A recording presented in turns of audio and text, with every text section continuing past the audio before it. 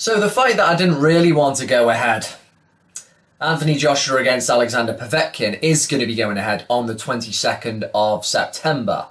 In Wembley Stadium again. It's one of two already booked dates, the other being in April, where Joshua hopefully should be fighting Deontay Wilder if they manage to figure out the differences and get the pay split right and all that jazz. The fight should really happen this year because it's only really, it's the only fight in the heavyweight division that means anything.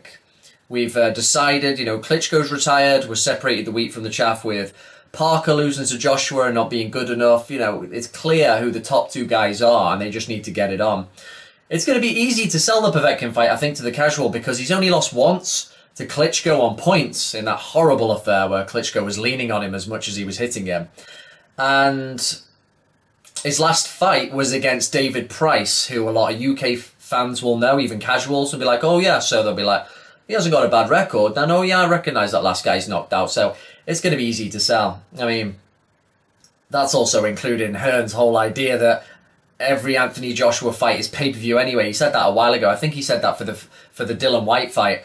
And I was thinking, yeah, Joshua's an entertaining fighter, or generally hasn't been that entertaining in his last two fights, but sometimes they like to pass off that he's some sort of happening like Mike Tyson. I'm sorry, but he's not.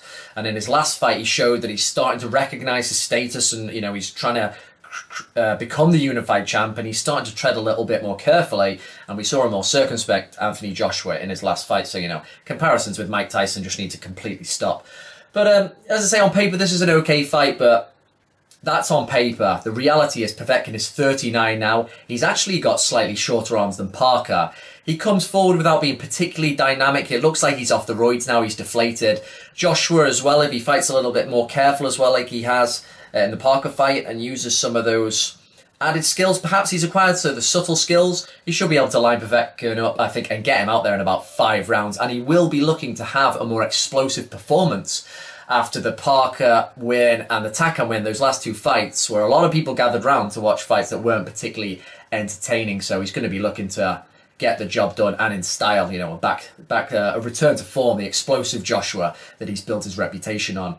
I think Joshua, in terms of his prime, maybe 2 more fights, and I think we're going to see the finished article. We're going to see a fighter who's not a complete fighter or heavyweight by any stretch of the imagination.